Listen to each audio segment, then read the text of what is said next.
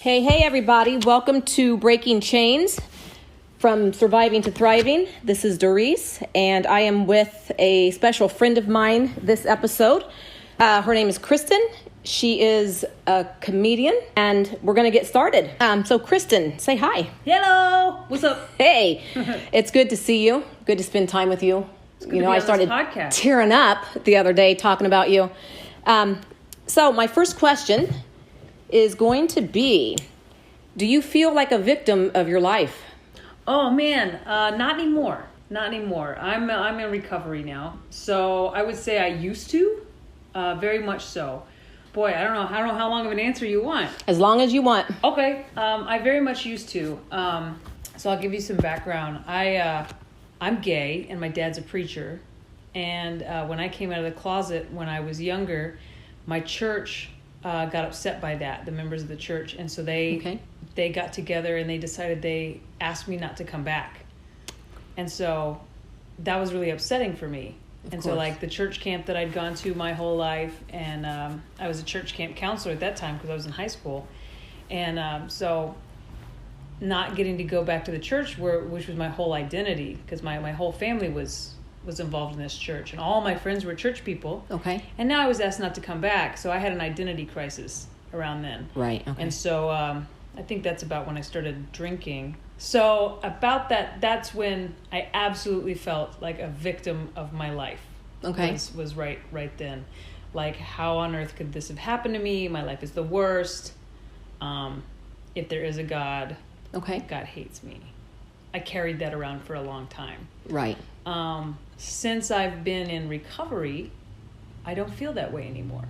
Good. I feel like it's just a part of my life and my journey, the things that I've lived through, that I get to help other people through that may have similar stories to mine. Right. And there's lots of things that I wouldn't have chosen back then, like I was also molested when I was a kid. And so it's like the things that were the hardest for me now I see as opportunities to keep as part of my story to help someone else who, if they feel like a victim of their life, right, I can say, oh my gosh, I felt that way too. Yeah. Here's what I did about it.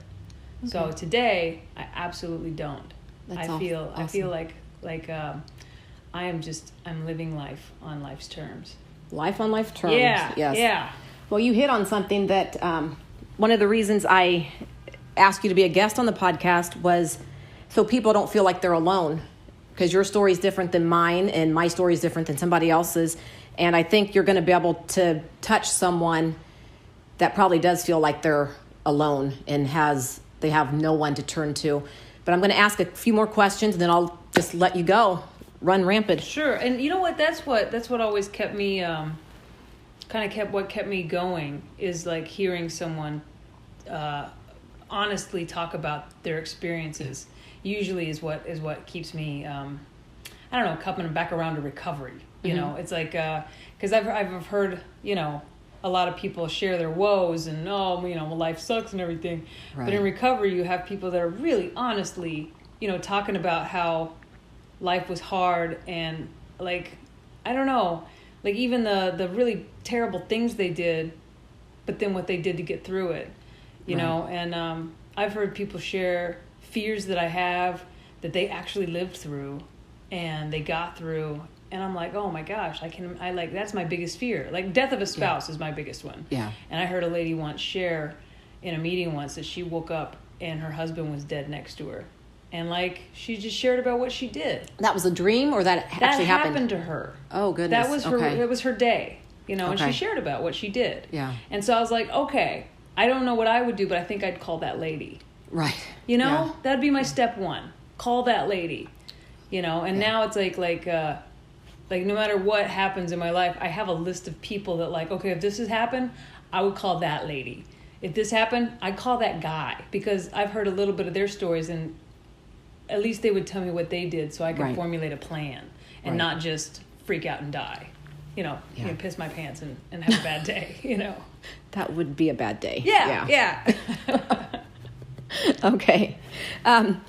So, give us a glimpse into the morning, Kristin. What do you do before you even hit the floor? Okay.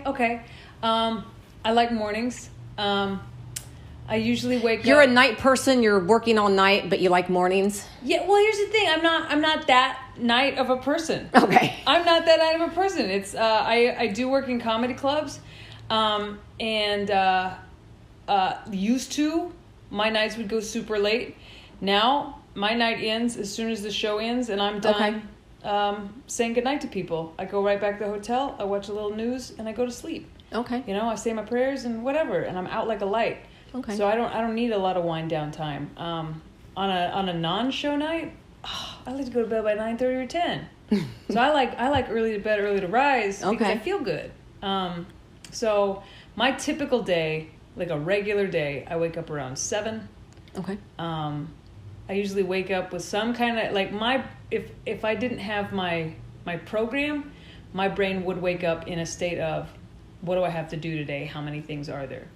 But because I have practiced my program so long, typically I have my brain trained to think some sort of God thought. Okay. Which is just like, good morning, God, or this is thank you for this day, God.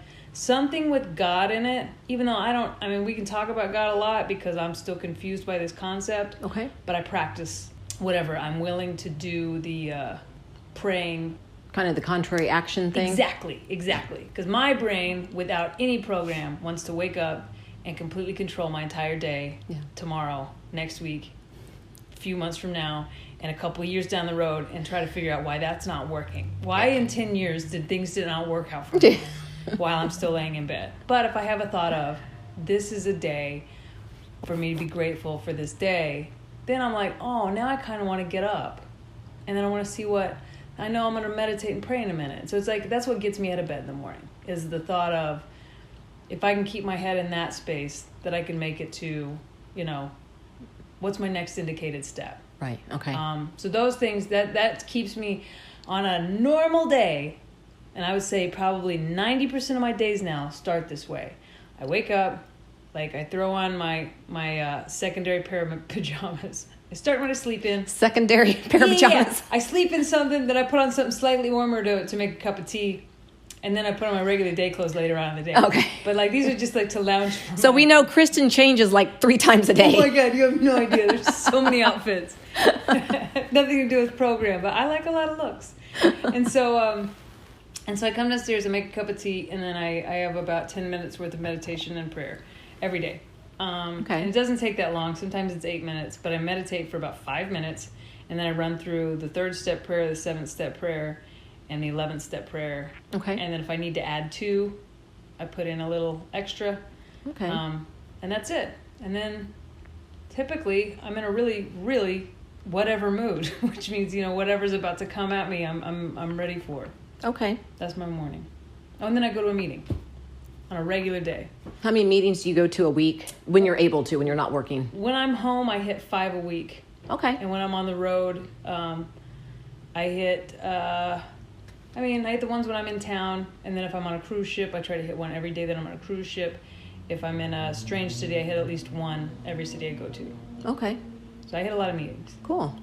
And that helps you stay sober. It helps me stay sober. It helps you stay out of your mind, out of your head. And that's a dangerous place sometimes. Yeah, and I get to, it makes me not feel alone. Yeah. I like that you mentioned that. I don't like feeling alone because my brain will tell me I'm the only one a lot. Right. And so it shows me that there are other people that feel exactly like I do everywhere I go. Not just in this city, but in every city, in the middle of the ocean. Right. Like no matter where I am, there is another alcoholic just like me. Yeah. Okay, I'm going to go ahead and ask this one. I was going to pass it because it's kind of a double question. Bring it. What could possibly go wrong? Hey, we're just talking amongst friends here. You already know my second pajamas. Okay. What is your favorite thing? What was your favorite thing in your disease? Oh. How did you overcome this favorite thing in your disease to get sober? Does that make sense? Yeah. Okay. Let me try to think. What my favorite thing in my disease? Isolation was a big favorite thing for me. Isolative, sad drinking. Okay. You want to think when you think of favorite things, you think of something happy, and that was not. I liked isolates of sad drinking. Yeah. But I didn't have a lot of happy drinks. So I would say a nice, sad drunk with sad music by myself. Crying in your beer. Yeah, or a place where you can feel alone. Okay. So I liked that. And maybe throwing. Oh, God, I loved throwing. Throwing. Like breaking things. I like to get, when my sadness turned to anger, which turned back to sadness, there'd always be some kind of something broken somewhere nearby because I just couldn't take it anymore and I would have to throw something. So I loved to get drunk and sad and mad and throw something. Okay. I think I might have a drinking problem. Yeah, I broke 2 laptops in a drunken stupor. Yeah. That makes me really happy. Yeah. And you're the first person I've actually physically told that to. Oh, that's good for you. Yay. Yeah. So I'm a thrower too, so to speak. I mean, I could show you around this house, like the things that, like there's a nick in a credenza, and the TV has a stab wound in it from a knife, I think. Whatever. And how did I get past my favorite thing, which is isolative sad drinking? And that's I would say my 3 top tools of I go to AA, and the 3 top tools that I use are I go to meetings, I rely on higher power, and I call my sponsor. And I would say this is where my sponsor comes in, because it's typically when I'm at the end of my rope and I'm like, I feel like a victim again. Right. So-and-so's done me wrong. The world is like not fair. And I don't understand why I'm not allowed to say something about it. Right. And that's when I'm feeling like that. That's when I want to throw, or I want to or when I'm sad about what my role in this world is and I don't get it. And that's instead of like throwing or having a tantrum, I've learned to call my sponsor. And I've had a couple sponsors, but both of them do the same thing because I will physically leave my house and go for a walk around the block and talk to them. And they do the same thing. They help me find my part. Yeah. And they help me, see in a really kind and loving way that the world doesn't revolve around me. And that helps me so much. And I think the act of like having someone talk to me, I don't think I understood what, like, this is so cliche, but I don't know that I knew what love was until I had a sponsor. Okay. Because and I don't want to discount my parents because I had good parents, but at the same time, I always felt like there was an exchange that was off. Okay. That there was something asked that I couldn't give. Okay. Okay. And with a sponsor, it is literally unconditional. That person has no reason to talk to me. When I reach out for help and she picks up the phone, she's not getting anything out. I mean, she's staying sober, but really she has no reason to answer that phone except for that she's just helping me out of the goodness of her heart. I never thought of that, but that's a very good point. What a loving thing to do. And I feel loved every time I get help from her. And so it really does, it helps me not feel alone. And when I want to drink and be alone and feel like the world is shit and everything like that. And calling my sponsor gets me out of that. And it reminds me that someone loves me, that everything's okay, and that, I'm not alone. So, yeah. That's a very good point. I never thought of that as far as the sponsor goes. Oh, they're great. They are great. All right, one last question, and then I'm going to turn you loose. How tolerant do people need to be with the newcomer? I guess like on a scale of 1 to 10, like 100. Right. I mean, because that the third tradition, the only requirement for AA is a desire to stop drinking. I know that kept me coming back for different reasons, not because I was showing up to meetings drunk. Yeah. But I kept coming back when I saw that because it meant that the program could never kick me out. And I'd been kicked out of a church before. Yeah. And so that kept me coming. I was like, I have a chair here no matter what. And it's a club that I belong to, even though it's a bunch of alcoholics. That means so much to me. Yeah. And so a newcomer, which I remember being, and I think all of us can remember being scared and defensive and standoffish for such good reasons. You know, we are vulnerable. We've just had our life turned upside down, no matter what, how high or low our bottom is. Mm-hmm. Life just got real, you know, somehow. And we are in some strange church basement or a Lano club or whatever with folding chairs and a coffee machine with strangers. And they're asking us to be honest. And that is not our default.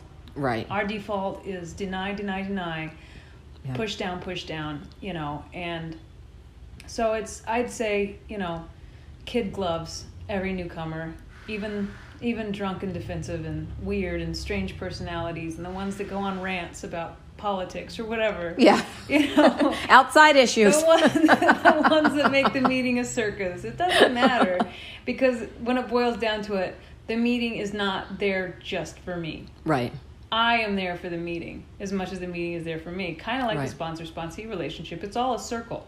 True. You know, the True. meeting wouldn't exist without me, but also I wouldn't exist without the meeting. Yeah. So it's what I bring as well as what I get from it. And so they are the most important person in the room because they remind me where I came from. Yeah. And how quickly I could go back there, you know. Last night my wife made me a salad with she made a dressing with wine in it. Okay. And didn't realize that like the wine hadn't been cooked, the alcohol hadn't been cooked out or anything. Okay. And so before I put the salad dressing on my salad, I was like, let me taste that and see if it's too alcoholic. And I took a little spoonful of it and I was like, holy shit, that's just red wine. That's plain up red wine. Yum. You know? Yum. Yeah. And I was like, oh my God. Like, I was like, no, thank you. Yeah. And I'm going to need to go drink some LaCroix, like, get this out of my mouth and maybe call my sponsor. And it wasn't a big deal, but I was like, man, I could have been taken out by a fucking salad dressing. There, but for the grace of God go I come back in a newcomer in a week.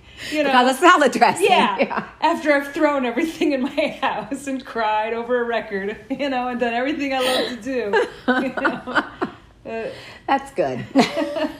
Well, I'm glad that you're still here. Me too. Okay.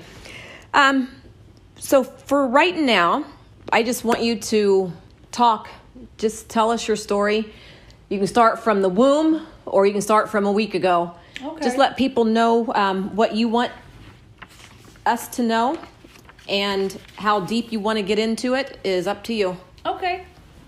Well, my name's Kristin, and I'm an alcoholic.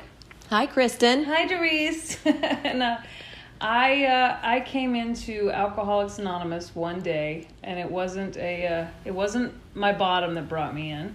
It was just a bad day. I was having a bad day. I'll probably interrupt every once in a while because you use terms Yeah. that some people may not know. What do you mean by your bottom? Okay, it's so when I hear people talk about their bottom, it's like the worst thing that happened in their drinking or using. Okay. You know, it's like when life got at their worst, or when you really burn shit to the ground. Can we swear on this? I should ask before I swore a few times. Yep. Good to know.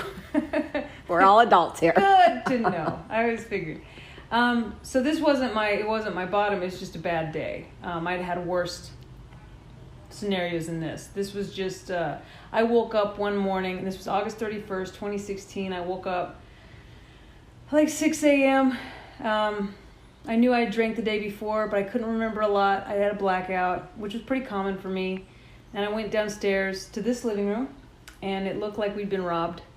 Glass was broken on the floor. The coffee table was not where I left it. It had been thrown across the living room. And I realized that I had done it. Okay. All of it. And so I tried to sweep up the broken glass. I had a bad headache. I didn't feel good, so I sat on the couch. And I was trying to figure out what I was going to go upstairs and tell my wife to make it all okay. Because I had a feeling she was going to be very upset.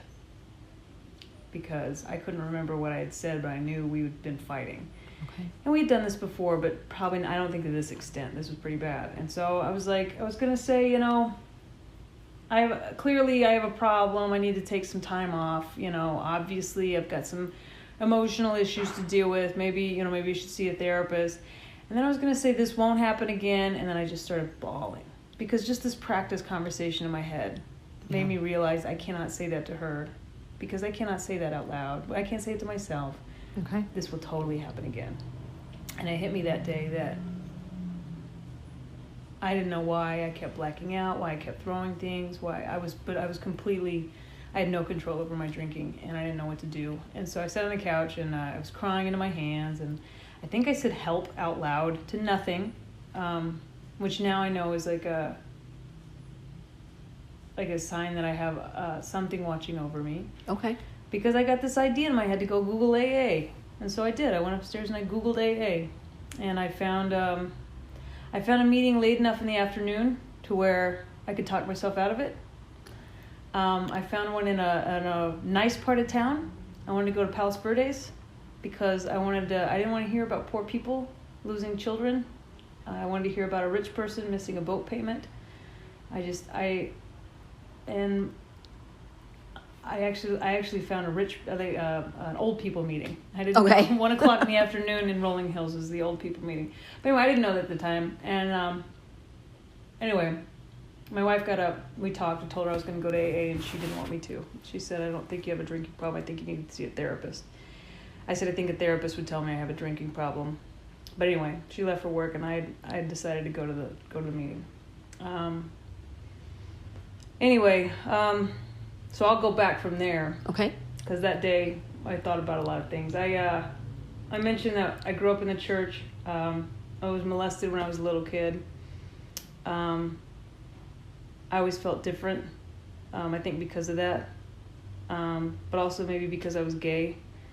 I just happened to be a gay kid. But that all, I didn't know what that was because we didn't talk about it in church. I'd heard the word homosexual before, but it always seemed like it was pointed at a guy.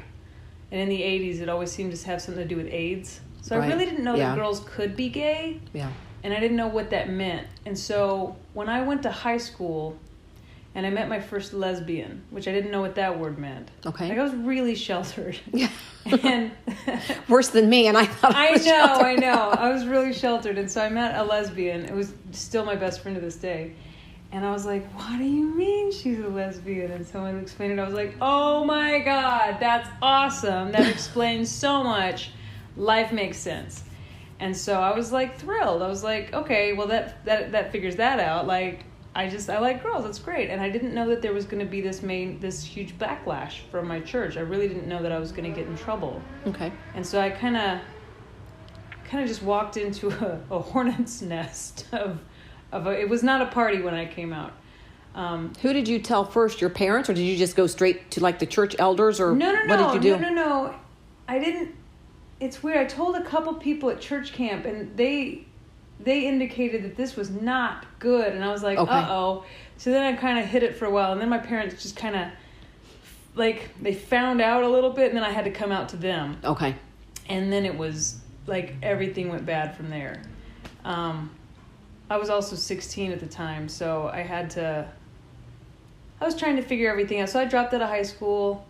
I moved in with the girl I was dating who was in her 20s, and I started drinking because I didn't know what bad kids did, but I knew that I was a bad kid now.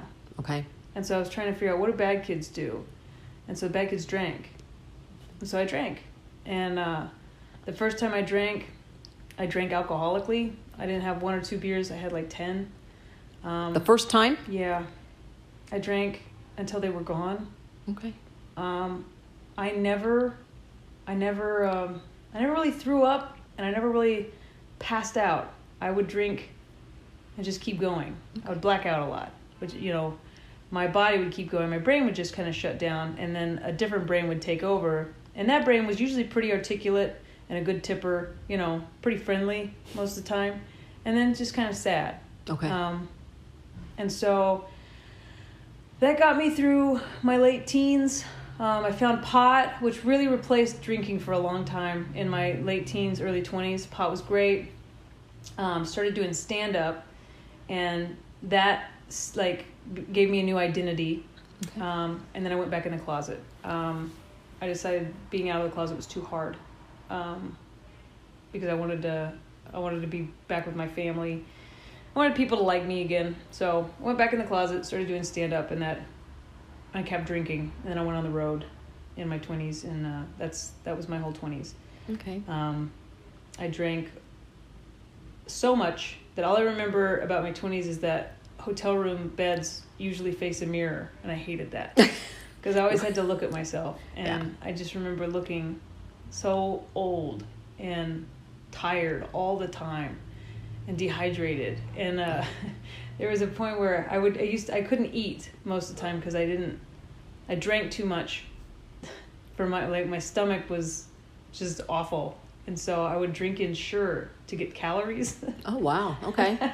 And I remember one time, I met my wife when I was 25, and she was asking me about it. She was like, why do you have Ensure in your kitchen? I'm like, oh, you know when you just when food makes you sick, so you drink Ensure so you can have nutrition. She was like, no. And I was like, oh, yeah, okay. So I thought I had irritable bowel. I really did thought I had IBS for a long time because I just could not eat food. But I was drinking somewhere between 8 and 13 drinks a day. Anyway, so then she started noticing my blackouts, and that's what led to the realizing I have a problem. Because when it was just me, I didn't really notice there was a problem because, I could self-justify, I don't know what happened exactly, but today's a new day, Yeah. When she started saying, you're blacking out, you don't sound like yourself on the phone, it'd be like, well, now I have to lie. And then we moved in together, and she'd be like, you cannot black out or we're not going to get married, and things like that. I'm like, oh, okay, well, I'll just stop blacking out, but I don't oh, sorry, it's Lawndale. Pause for ambulance. They're not coming here, so we're good. No, it's a good day. It's a good day. But, yeah, so I started trying to control and manage my drinking by, the two of us did. We were like, beer only. Literally, as a couple, we started doing the, let's see what it is that's causing me to black out. So beer only for a while. Well, that didn't work. How about wine only? No. All right, I'm just gonna smoke weed for a while. Right? No, just the vodka and sodas only. She thought that was hilarious. That's not going to work. It's like, no, just vodka. That's similar to what we read. That's what, when I first came to my first meeting, they read chapter 3, and I was like, you gotta be fucking shitting me. Right. That's exactly what I've done. I've been doing this for 2 years. And I mean, systems all right, every time you have a drink, then you drink a water. And I'm like, okay, I did that. will. Of course, then I'd be like, then I'll go take a shot and smoke some weed because you're not the boss of me, Because I'm an alcoholic. Every time I drank, it was like, how can I drink more than the person next to me? How can because I would go to this, what frustrated me this whole time since the beginning of my drinking career is that even when no one was trying to manage me, I would go to a comedy club, this is my livelihood, and this is something I took very seriously. This is all I wanted to do was be a good comic. This is my life. But I would go in if I'm doing Thursday through Saturday, I would go in on Thursday thinking, as long as I don't get drunk on Thursday, I won't be hungover on Friday, and my Friday and Saturday shows will go good. That's all I have to do. It's just have 2 or 3 drinks on Thursday night. Yeah. That's just that small amount, 2 or 3 on Thursday, and I'll be okay. Yeah.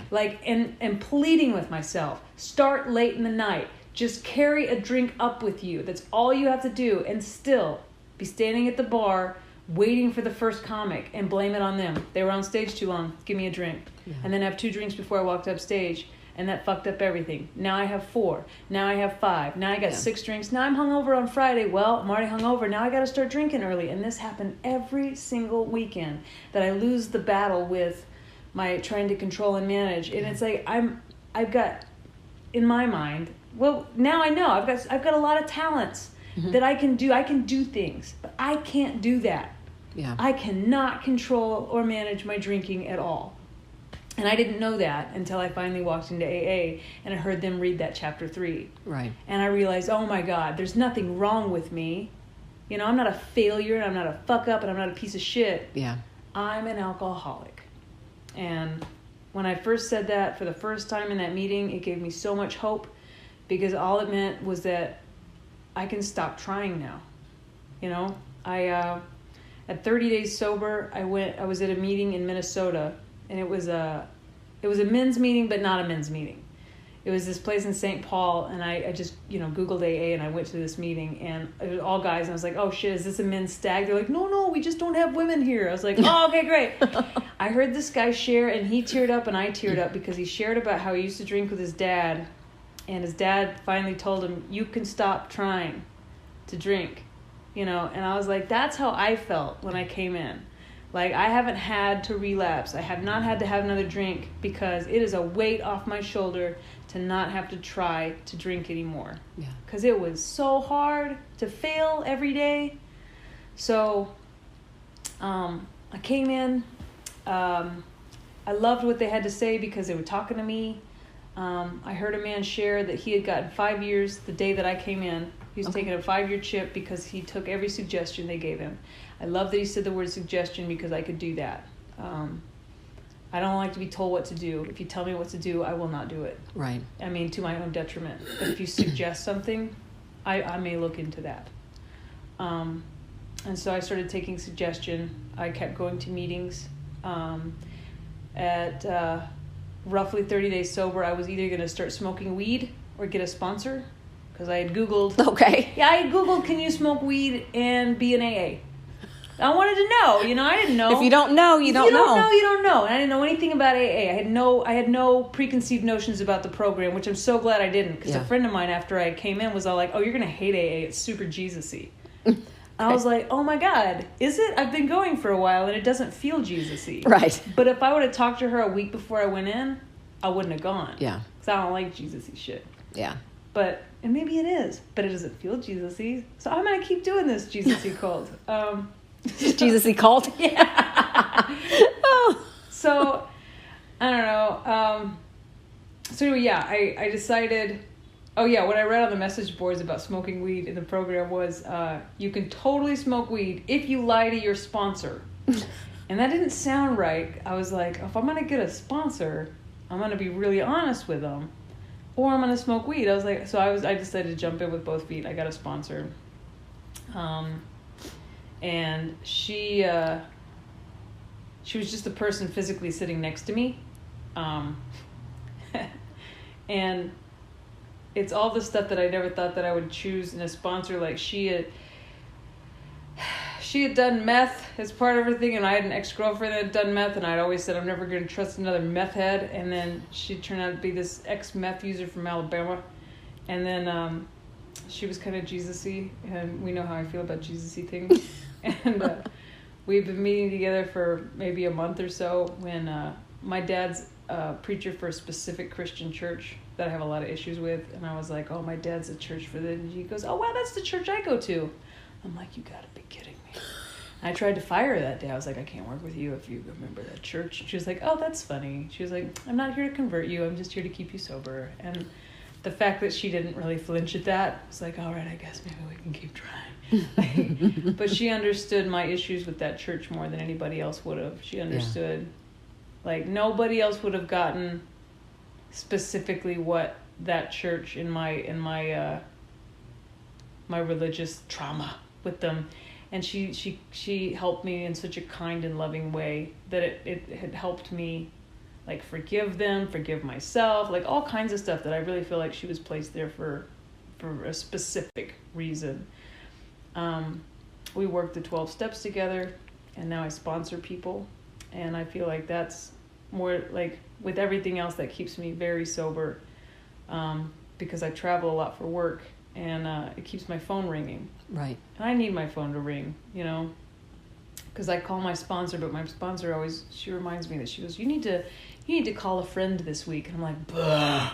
Like, I still think that I don't like people when I do, because when you say what's my favorite thing about drinking, it's isolating. Yeah.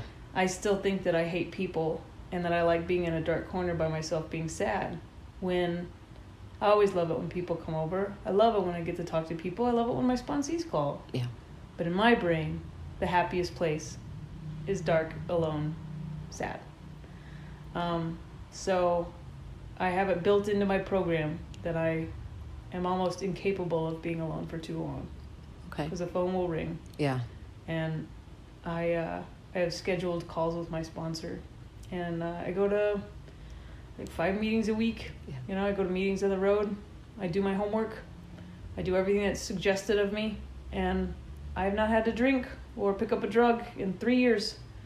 All right. And I feel good. I know I'll end with this. The first year I was sober, I was so fixated on, and I'd come out of the closet too. I don't know. I'd mentioned earlier that I went back in the closet. I came out of the closet right before I got sober.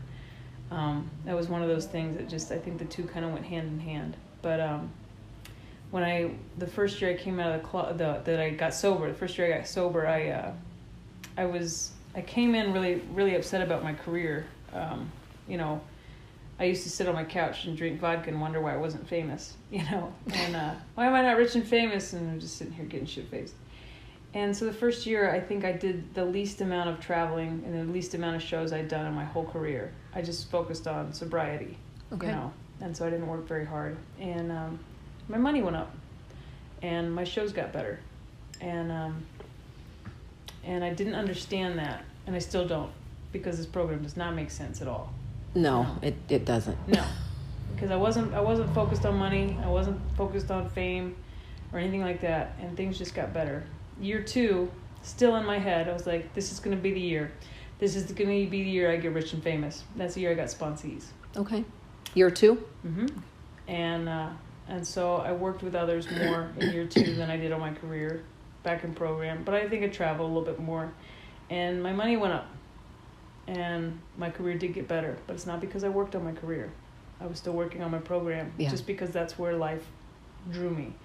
And so I'm year 3 is come and gone, and I've done a little bit of both, but I'm not really putting any expectations on what I want anymore, because my sponsor has really helped me understand I'm not self-employed anymore.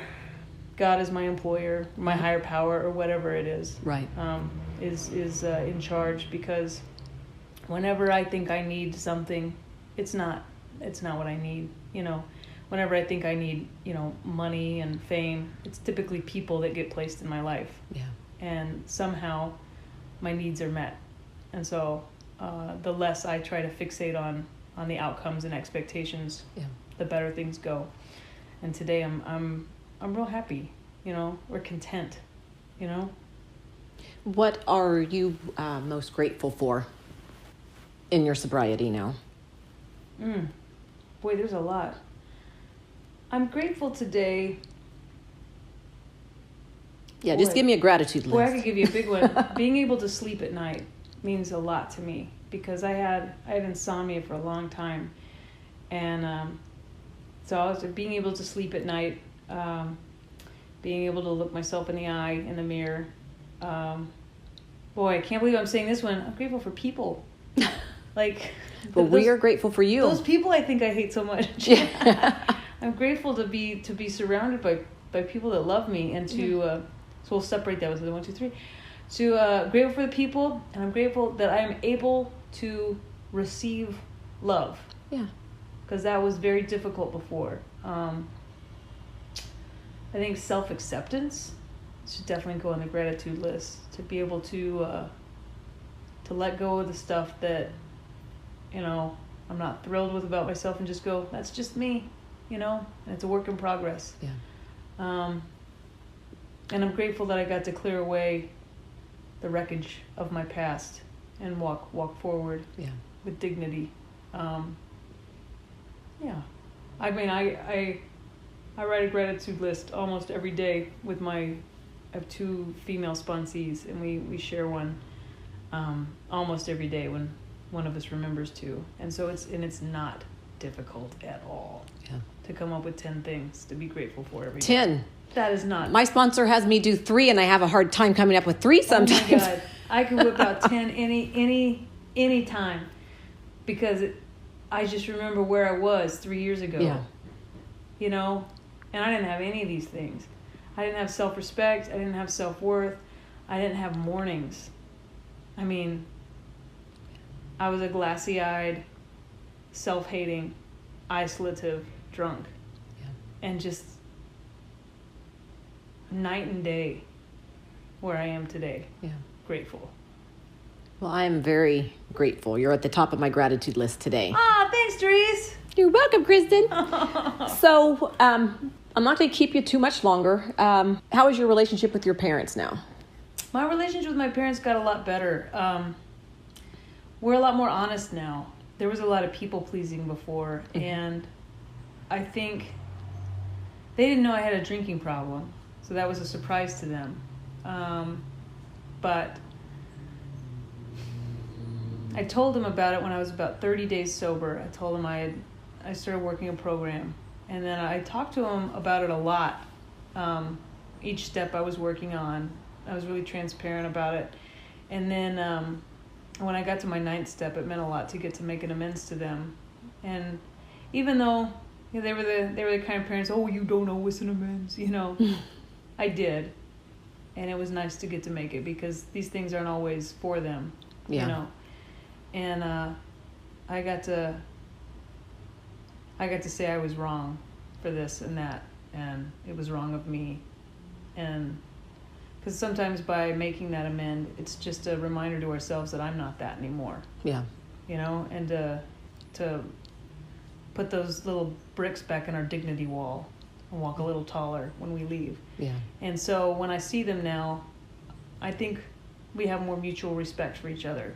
No more hiding, no more, I don't worry about the visits. I don't worry about what if they ask about this or that. It's like, no, I'm happy. I know where my life is now, and I also have a sponsor that I take with me, on the phone. So if anything goes weird with my parents, I have a second brain that can help me, because I'm not always perfect with my mother or I don't think any of us I love dearly, and she's one of my best friends, but I still have I'm a spoiled, rotten child inside that still has issues that pop up, and I need a sponsor sometimes to just go, really? Is that happening today? Or did that happen 20 years ago?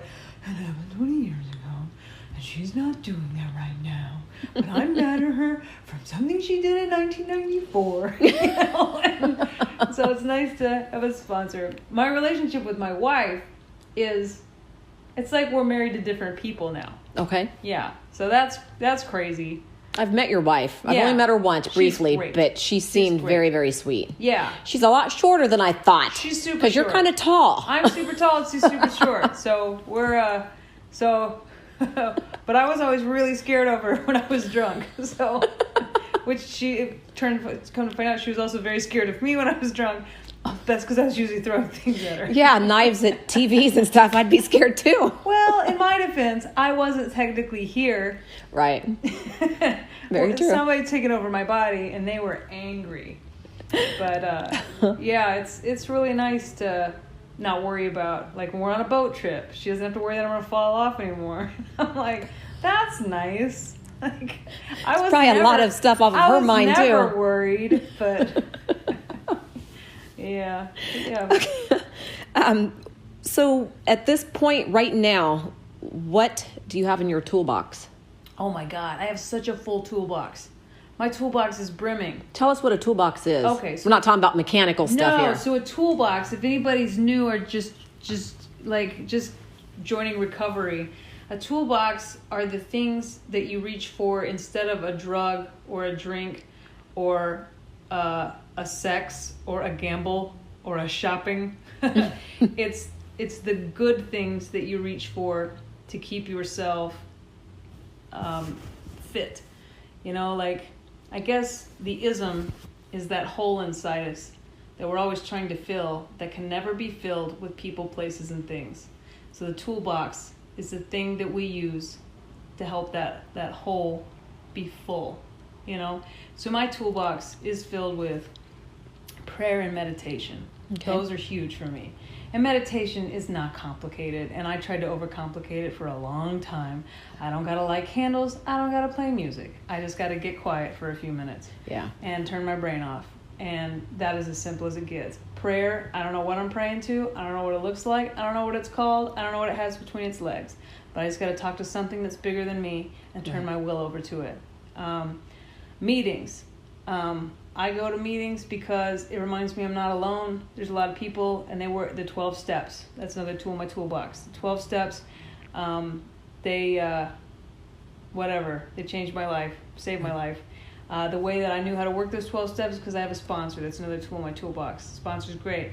Literature, recovery-related literature is fantastic. That can be, I read The Grapevine when I'm on the road because it's a great way to get a meeting when I can't get to a meeting, or just to read some fantastic, it's like the stories in the back of the big book, which is the book Alcoholics Anonymous. In the back of it, there's these great stories of people, and every time I read them, I think, that was an idiot. They don't know nothing about me. And then 4 pages in, I'm like, he's telling my story. That's The Grapevine. And it's great. What else? I use exercise as a tool. Friends. Stupid friends. Stupid friends. It's the hardest one for me to admit that I have friends. Picking up the phone, which is still hard for me. But like, I called Jackie.